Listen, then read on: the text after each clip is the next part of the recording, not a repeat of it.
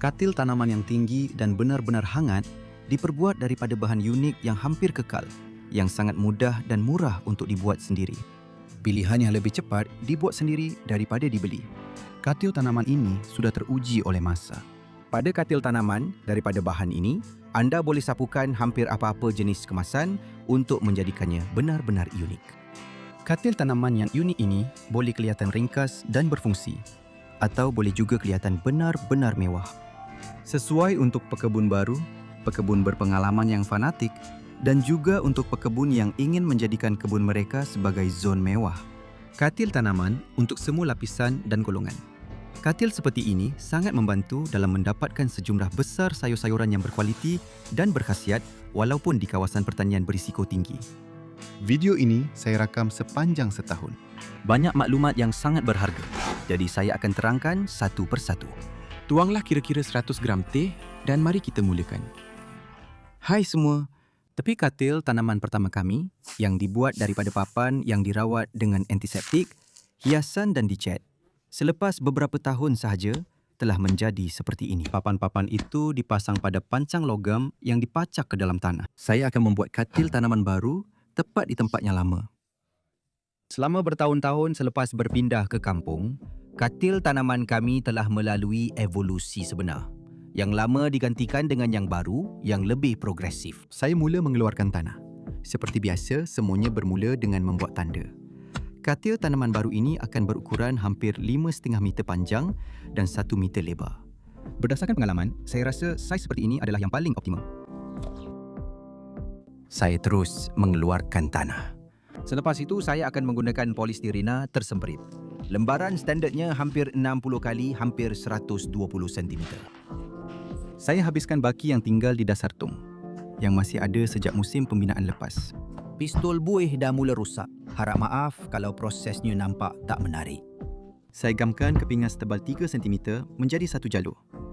Ia mempunyai tepi berbentuk L, yang saya sapu dengan teliti menggunakan buih gam poliuretana. Untuk sementara waktu, saya tekan dengan pemberat dan buih gam itu akan melekat dalam masa hanya 20 minit jika dalam keadaan panas. Polistirena berbuih boleh dipotong dengan mudah menggunakan pisau utility yang mempunyai bilah boleh tukar. Dalam bentuk helaian, panjang batas akan menjadi 4,5 helaian polistirena tersemprit. Selalunya penonton saluran Pesni Yashi Kosiaka meminta supaya video tidak disunting dengan babak yang terlalu pendek. Dunia yang sentiasa semakin pantas memerlukan kelajuan yang semakin tinggi.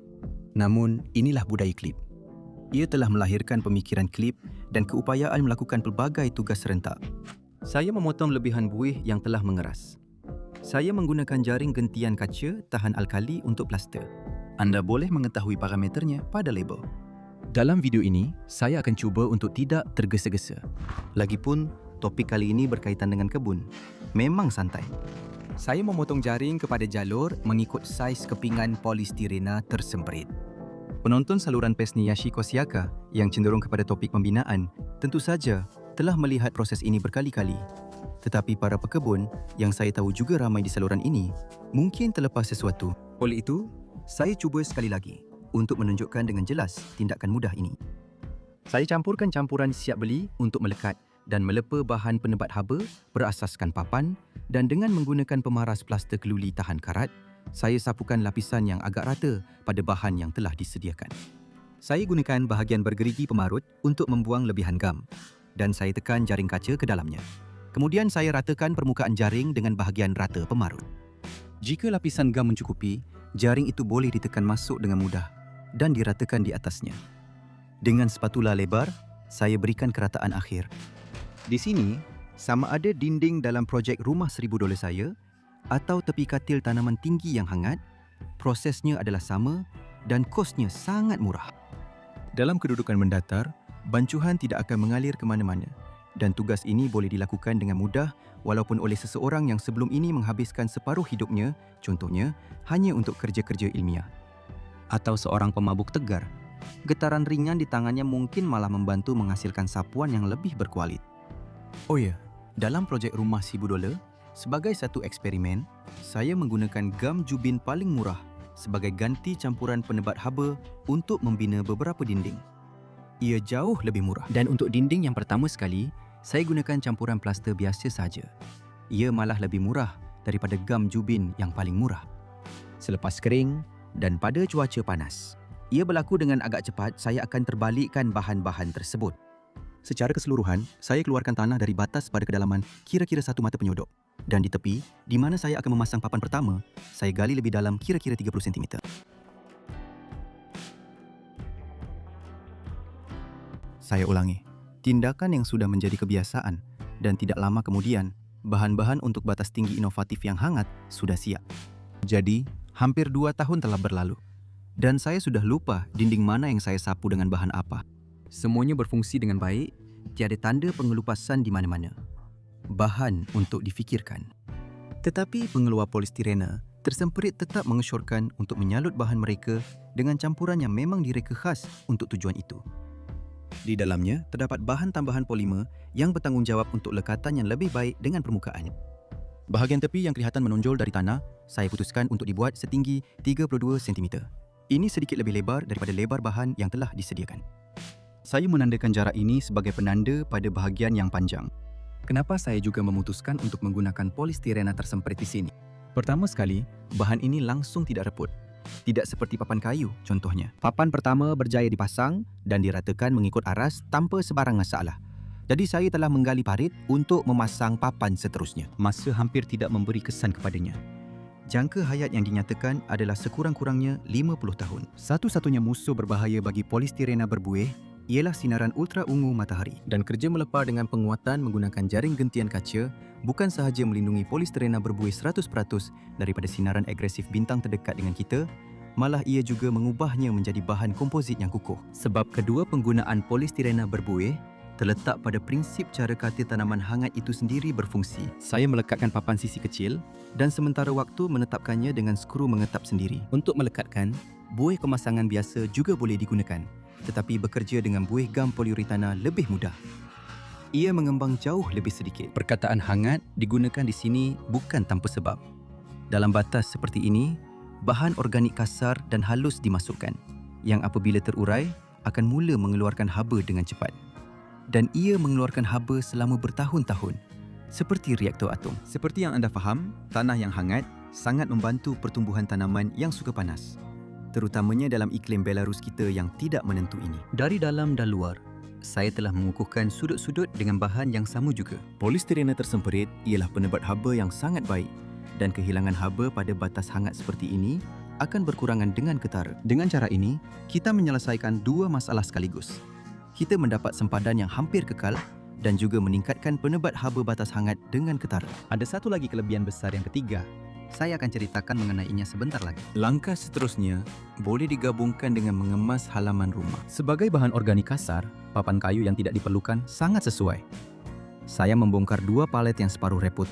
Slavia Timur, termasuk kita orang Belarus, saya rasa sangat cenderung kepada pengumpulan barang yang tidak perlu kerana tabiat suka menyimpan dan takut untuk membuang barang-barang yang tidak diperlukan. Seperti yang dikatakan, mengumpul itu susah, tetapi membuangnya lebih susah lagi. Tandas ini sudah lama tidak lagi berguna, tetapi rangkanya masih tetap berdiri. Dengan berat hati, saya akhirnya mengumpul kekuatan dan merobohkan bangunan usang itu. Menenangkan diri bahawa bahan-bahannya akan digunakan untuk kebaikan. Bahan organik yang paling kasar telah diletakkan. Ia adalah bahan organik dan juga penghalang yang akan menghalang kesejukan dari dalam tanah serta sebagai saliran. Ini bukanlah batas inovatif pertama kami. Di saluran YouTube Pesni Yashiko Shiaka, ada video tentang batas tinggi yang hangat yang saya buat daripada sisa-sisa batu bata. Video itu telah menggemparkan internet, mendapat 3,5 juta tontonan. Dan yang paling penting, menarik lebih 50,000 pelanggan ke saluran saya. Dan ini bukan lagi gurauan. Saya susun bata dalam 2 baris, langsung tidak guna adunan mortar. Pada batas yang dibuat daripada sisa bata, prinsip lain digunakan. Bata menyimpan haba pada waktu siang dan melepaskannya pada waktu malam yang sejuk, seolah-olah menjadi penyimpan haba dan pengalir haba matahari ke dalam tanah. Langsung tak dapat elak guna papan masa tu. Papan yang diikat dengan skru menahan barisan bata atas. Barisan bawah pula kira-kira 2/3 tertanam dalam tanah. Jadi ia juga tak boleh bergerak ke mana-mana. Mungkin ramai yang perasan, di sekitar batu besar, tumbuh-tumbuhan memang lebih subur. Dan untuk pengetahuan, kati tanaman seperti ini yang paling awal sudah pun berusia 7 tahun ini. Satu dibuat daripada sisa jubin kaki lima dan satu lagi daripada sisa bata merah. Papan di dalamnya lebih tahan lama kerana tidak bersentuhan secara langsung dengan tanah. Kami sangat berpuas hati dengan semua batas tanaman itu. Saya juga menggunakan serpian kayu yang saya simpan untuk membuat konkrit serpian kayu. Tetapi pengenalan kaedah yang jauh lebih berkesan menggunakan polistirena tersemprit telah menjadikannya tidak berguna walaupun dalam pembinaan bajet rendah kami. Sekarang, ia akan menjadi bahan organik kasar untuk batas tanaman hangat baru kami. Dan sekarang, saya akan tambah, boleh dikatakan, biomasa hidup. Ia memang hidup sebab semuanya bergerak-gerak. Pada musim luruh, kami memangkas kebun dan mengikut tradisi Slavia lama, semua ranting boleh dibakar. Seperti nenek moyang kita, orang Slavia purba, membakar benda-benda yang nampak tidak berguna untuk disimpan. Kalau mengganggu, maknanya letak saja di situ. Mungkin cara itu lebih mudah dan cepat, tetapi saya tidak mengikut naluri memori genetik kerana saya cuba belajar melihat masa depan dari sudut pandangan yang lebih saintifik. Dahan-dahan tebal digunakan sebagai kayu api untuk barbeko. Dahan-dahan lain hanya dihancurkan dengan mesin pencincang taman. Sekarang serbuk hebat ini berubah menjadi sumber pelbagai unsur yang sangat berguna. Ngomong-ngomong, tandas luar ini dibuat daripada bahan yang sama dan dengan cara yang serupa seperti saya buat batas ini. Di atasnya, terdapat tekstur yang meniru susunan bata. 2 tahun. Semuanya berjalan lancar. Pencincang taman kami dilengkapi dengan pemotong berputaran perlahan yang bukan sahaja memotong ranting menjadi kepingan, tetapi juga meratakannya. Dan ia terus terurai, menjadi gentian memanjang. Ranting dan daun yang telah dihancurkan hanya dibiarkan selama 1 musim sejuk. Tetapi sudah ada cacing, kumbang dan labah-labah di dalamnya. Cantik.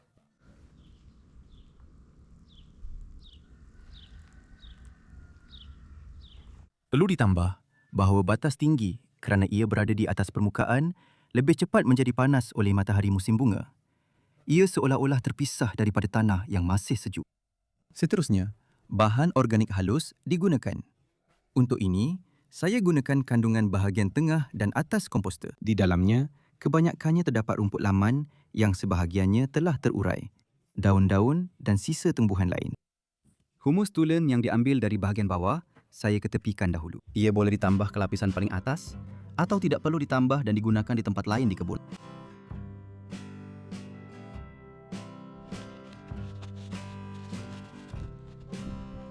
Saya telah memadatkan tanah di bahagian luar dinding batas supaya dinding itu tidak tertolak keluar. Sebagai lapisan paling atas, saya menimbus semula dengan tanah yang telah dikeluarkan. Saya cuba menimbus semula mengikut urutan terbalik supaya lapisan atas tanah dari batas lama menjadi lapisan atas untuk batas baru. Dengan cara ini, bakteria yang hidup di lapisan paling atas tidak akan bertukar tempat dengan bakteria yang hidup lebih dalam. Kita tidak mencangkul batas seperti ini kerana tanah di dalamnya sentiasa kekal gembur. Mungkin ada yang membantah bahawa polistirena tersemprit bukanlah bahan yang paling murah. Saya setuju. Tetapi jika kita bahagikan kosnya kepada tempoh yang sangat lama, ia boleh digunakan. Maka bahan untuk batas, termasuk campuran plaster dan jaring kaca, menjadi hampir percuma. Lagipun, papan yang secara tradisional digunakan untuk tujuan ini juga bukanlah murah. Ia memerlukan pelindungan berkala dengan cat dan tetap jauh kurang tahan lama. Sungai yang terletak berhampiran kampung kami telah melimpah 2 kali pada musim bunga. Pada bulan Mac kerana salji mencair dan pada bulan Mei apabila semuanya sudah menghijau akibat hujan lebat. Air telah muncul di ruang bawah tanah rumah kami, hampir membasahi bekalan makanan. Air hanya muncul di sini apabila sungai melimpah dengan teruk. Dan nasib baik, ia tidak berlaku setiap tahun. Saya menggunakan air percuma ini untuk menyiram batas tanaman. Pada batas sebelum ini, saya menyiram setiap lapisan yang diletakkan. Tetapi kali ini, saya memutuskan untuk menyiram semua lapisan sekaligus.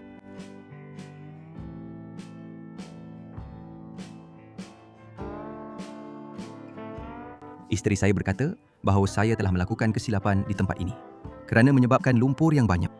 Tetapi dari sudut kejuruteraan, ini adalah satu ujian yang baik untuk ketahanan dinding batas tanaman. Dan ia telah berjaya melepasi ujian itu. Tanah yang tepu dengan air jauh lebih berat daripada tanah yang sedikit lembab.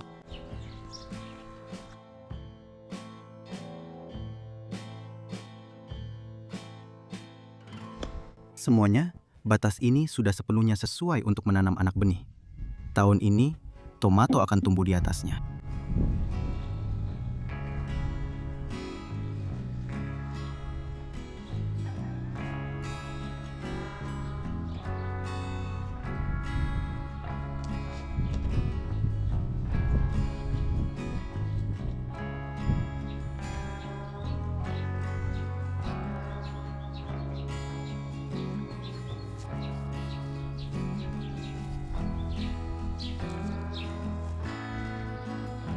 Saya ingin menarik perhatian. Kami perhatikan bahawa batas panas mencapai tahap keberkesanan maksimum bukan pada tahun pertama, tetapi bermula dari tahun kedua. Namun, pada tahun pertama pun, hasil tuaian sudah cukup baik. Anjing itu nampak seperti dia telah melakukan sesuatu yang salah.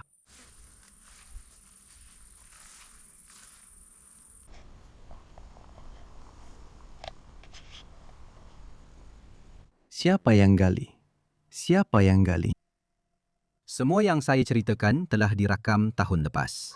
Beginilah cara katil tanaman panas eksperimen dan inovatif kami yang diperbuat daripada polistirena tersemprit bertahan sepanjang musim sejuk. Setahun telah berlalu, tetapi semuanya masih kelihatan seperti baru dibuat. Bahagian tepi masih rata, tiada retakan muncul dan lapisan pengukuh masih kukuh dan terikat di semua tempat. Dan untuk musim berkebun yang baru, saya berjaya mendapatkan pembantu bergerak ini. Saya masukkan bateri ke dalam troli taman Greenworks G40 GCK4, hidupkan, tekan butang nyah kunci, putar pemegang pendikit dan troli itu mula bergerak dengan lancar. Bateri ini sebenarnya juga sesuai untuk gergaji rantai Greenworks saya dan juga untuk pelbagai alat berkebun lain yang saya harap dapat miliki pada masa akan datang. Saya ingin tunjukkan arnab gemuk ketiga yang dijanjikan, yang berjaya saya bunuh serentak bersama dua yang pertama. Untuk kemasan katil tanaman seperti ini, terdapat pelbagai bahan binaan yang sangat mudah didapati dan berpatutan. Saya menggunakan sisa gam jubin dan bahan pelekat untuk penebat haba yang masih berbaki daripada projek pembinaan sebelum ini. Selain itu, anda juga memerlukan pasir binaan biasa. Troli Taman Greenworks mempunyai gandar pemacu dengan pembeza seperti kereta sebenar. Ini memberikan keupayaan pengendalian yang sangat baik. Kapasiti muatan ialah 100 kg. Beban seperti ini saya boleh alihkan tanpa sebarang usaha langsung. Saya memotong jaring menjadi jalur-jalur sempit untuk mengukuhkan bahagian hujung yang masih belum dilindungi. Katil tanaman tinggi yang hangat ini telah lulus ujian masa selama setahun serta banyak kitaran pembekuan dan pencairan. Jadi saya dengan yakin akan mula membuat kemasannya. Mereka yang ingin mengulangi percubaan ini tidak perlu menunggu setahun. Saya sudah biasa melakukan segala-galanya dengan kos serendah mungkin. Tetapi bagi pekebun yang tidak terlalu mementingkan penjimatan yang ketat, mereka boleh menggunakan paip pembetung bersaiz 50 untuk membuat sempadan. Ia akan kelihatan sangat menarik. Paip itu perlu diubah suai sedikit dengan gergaji tangan. Saya telah menggunakan sempadan seperti itu pada tangki buatan sendiri berkapasiti 300 liter untuk pancuran mandian musim panas kami. Ngomong-ngomong, seluruh pancuran, seperti juga dinding dalam projek rumah $1,000 serta tandas luar, semuanya dibuat menggunakan teknologi batas seperti ini. Bukaan pintu di dalam pancuran juga dilapisi dengan paip pembetung, dan jika paip itu dicat, ia akan tahan sangat lama.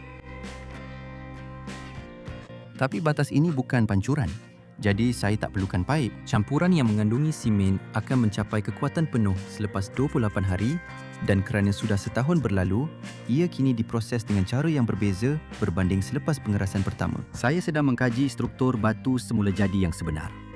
Bahagian kaki dinding dan laluan keliling rumah utama kami disalut dengan batu ini.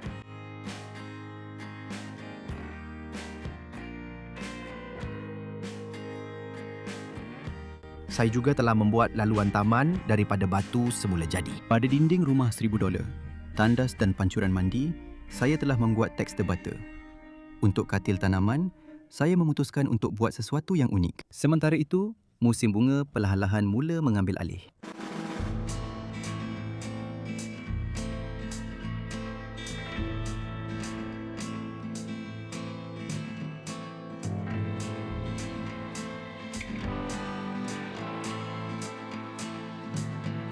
Campuran yang telah diadun, saya tambahkan dengan banyak pasir.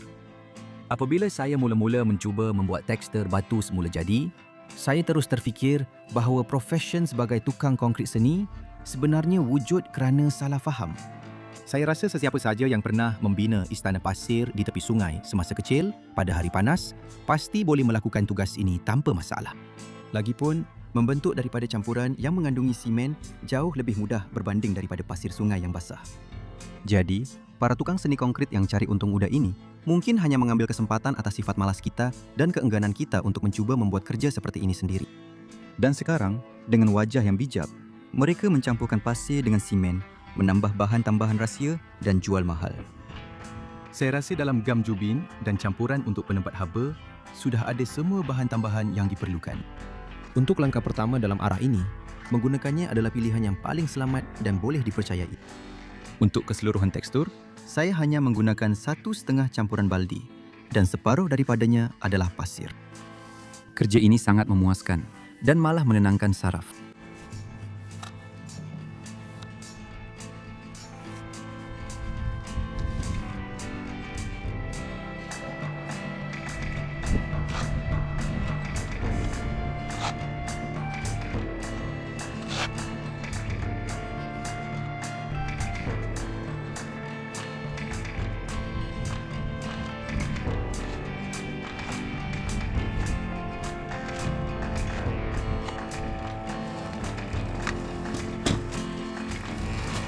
Saya jelas telah menggunakan terlalu banyak pasir.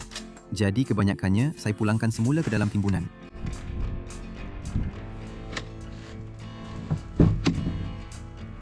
Selepas itu, saya perlukan alat buatan sendiri yang sangat ringkas seperti ini yang saya mula gunakan beberapa jam selepas menyapu lapisan tersebut.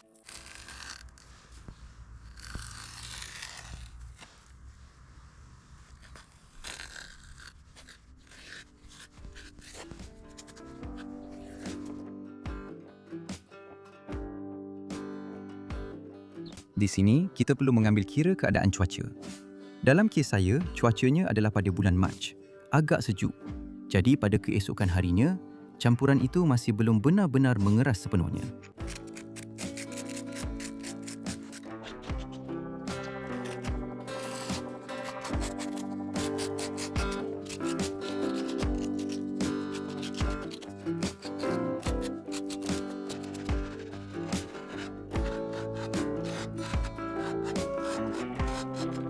Oleh kerana ini hanyalah batas tanaman, jadi saya lakukan semuanya dengan usaha yang minimum. Saya kikis dengan spatula, kemudian bersihkan dengan berus.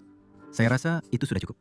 Yang penting, tahu bila hendak berhenti, kerana terlalu mengejar yang terbaik boleh merosakkan yang sudah baik. Ini memang sudah memadai.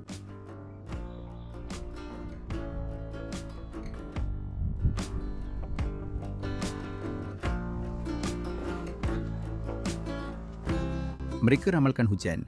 Jadi supaya bahan yang lambat kering itu tidak dihanyutkan hujan, saya tutup dengan plastik. Mereka ramalkan hujan, tapi salji yang turun. Tapi nasib baik tiada lagi frost. Kerana frost, kerja seperti ini boleh jadi sia-sia. Suhu di atas sifar diperlukan. Dalam beberapa hari, semuanya mengeras dan kering. Batu semula jadi berwarna agak gelap. Untuk mengelakkan membayar lebih untuk pewarna toning yang agak mahal, saya menggunakan varnis akrilik antiseptik penyerap untuk kemasan pelindungan hiasan pada kayu, batu, bata dan plaster. Memang sangat serbaguna. Warna wenge. Penasihat kedai binaan yang berpengalaman memberitahu saya bahawa inilah yang digunakan oleh mereka yang profesional dalam mengecat pagar konkrit. Varnis ini memang terbaik. warna sudah cukup pekat dari lapisan pertama. Jadi saya tidak akan sapu lapisan kedua. Saya biarkan sambungan dalam warna semula jadi mortar. Kawan-kawan, saya suka projek rumah $1,000 yang dipaparkan di saluran YouTube Pesni Yashi Kosyaka. Memang minimum dari segi bajet, seperti yang dinyatakan dalam namanya. Dalam projek ini, saya menggunakan rangka dari rasuk imitasi yang murah serta bahan bumbung penebat haba yang sangat murah. Saya telah mereka bentuk pilihan tingkap yang boleh dibuat hampir tanpa alat daripada bahan-bahan yang ada, pintu ringkas daripada sisa papan dinding serta lantai berpenebat tanpa kayu dan konkrit dan juga pelbagai teknik murah yang lain. Sentiasa terlintas di fikiran saya kaedah-kaedah yang semakin murah. Oleh itu, buat masa ini saya memang tidak dapat berhenti dan menamatkan projek ini. Tetapi saya juga merindui projek-projek yang bajetnya tidak serendah itu. yang pernah saya paparkan di saluran ini sebelum ini. Sebagai contoh, saya tahu ramai penonton berminat sama ada kaedah seperti ini boleh digunakan untuk membuat sauna, kolam mandi atau kolam renang yang kompak dan murah. Saya dapat rasakan memang boleh. Tapi untuk mencubanya secara praktikal, saya tak cukup modal. Sebagai contoh, sauna seperti itu walaupun murah, tetap akan jauh lebih mahal berbanding tandas atau pancuran mandi untuk rumah yang berharga $1,000. Untuk penempat tambahan yang selamat di bilik wap yang panas, diperlukan bahan yang lebih canggih daripada polistirena tersemperit. Untuk kolam mandi dan kolam renang pula, diperlukan kalis air tambahan yang lebih kukuh.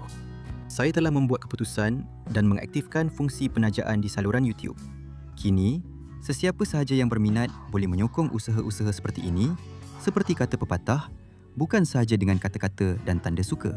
Dengan menjadi penaja dengan sumbangan yang sangat kecil untuk bajet peribadi anda bukan sahaja menyokong inovasi penting untuk semua, tetapi juga menonjolkan komen anda dengan lencana khas yang saya sudah lukis dan muat naik. Kita akan dapat cangwira-wira kita. Dan akan ada beberapa bonus menarik juga. Anda boleh berhenti menjadi penaja pada bila-bila masa. Bagi yang ingin menyokong saluran sekali saja, saya telah mengaktifkan fungsi super terima kasih. Daripada ini, kita semua sepatutnya hanya mendapat manfaat. Penaja, rasa kepuasan kerana terlibat secara langsung. Dan penonton yang masih belum bersedia untuk mengambil langkah ini atau sudah menaja saluran yang lebih dekat dengan minat mereka, akan mendapat kandungan yang lebih berkualiti dan bermanfaat yang sentiasa saya usahakan sedaya upaya. Jangan tarik. Saya tak tarik. Tunggu dulu, letakkan. Apa dia? Fungsi penajaan tidak tersedia untuk penonton dari Rusia. Jadi anda boleh menyokong saluran melalui perkhidmatan Boosty. Pautan ada di bawah video. Di sana juga ada perkara yang tak kurang menyeronokkan. Ini tidak seperti contohnya apabila sumbangan dipindahkan ke kad dan hanya blogger sahaja yang diam-diam berterima kasih. Sekarang kita dapat melihat dan mengenali wajah semua wira. Dan itu adalah penting. Terima kasih banyak terlebih dahulu. Dalam video tentang batas tanaman dari sisa bata yang telah menggemparkan internet, ada babak di mana saya menggoreng sausage. Ketika itu saya berkata bahawa itu adalah sausage kentang istimewa kami. Dalam bahasa Belarus, ia bermaksud bulbianaya kishka. Di ruangan komen, ramai yang bertanya tentang resepi. Tapi saya sedikit menipu. Masa itu saya goreng sausage yang sebenarnya lebih banyak daging daripada kentang. Kami beralih kepada bulbianaya kishka yang sebenar sedikit kemudian. Saya ingin mengambil kesempatan ini untuk berkongsi resepi yang telah lama dinantikan secara ringkas. Kita hanya perlukan sedikit daging dada, bawang, lebih banyak kentang berbanding daging dada, usus babi, rempah-rempah. Kita potong perut babi, panaskan kuali, mula menumis. Rempah-rempah ditambah mengikut cita rasa. Sosis kentang jauh lebih sihat berbanding sosis daging. Dan yang paling penting, ia jauh lebih murah. Tetapi rupanya hampir sama.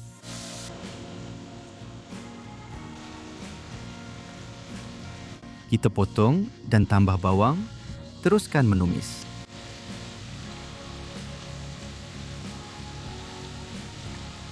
Hampir terlupa, kita juga perlukan telur. Hidangan yang hebat untuk menjamu tetamu. Dan bukannya sebab tak sayang nak hidangkan, tapi sebab ia sangat sedap. Sebagai seorang Belarus sejati, saya percaya bahawa dari segi rasa dan kalori, sausage kentang sama sekali tidak kalah dengan versi dagingnya. Kentang kita jadikan adunan, sama seperti untuk draniki Belarus, derunyi Ukraine atau lempeng kentang Rusia.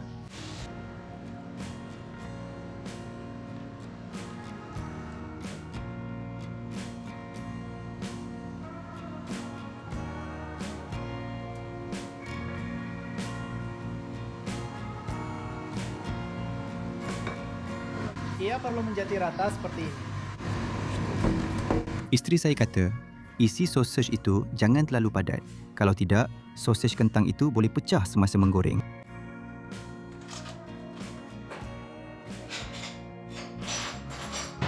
Resepi asli kuno Slavia untuk sausage kentang yang dijaga rapih oleh orang Belarus.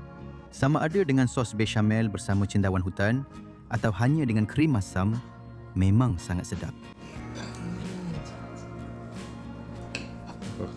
Selamat menjamu selera, berjimat dengan penuh nikmat. Jangan lupa tekan butang suka. Langganlah saluran Pesni Yashikoshiyaka. Langgan juga saluran kedua di mana saya bersama kawan saya Marik mengembara ke negara-negara jauh dengan bajet minimum dan memasak di tempat-tempat ekstrim. Serta saluran Zen dan TikTok saya. Semua pautan ada di bawah video. Tekan juga loceng dan saya pasti akan maklumkan kepada anda. Semoga keamanan wujud di seluruh dunia. Terima kasih.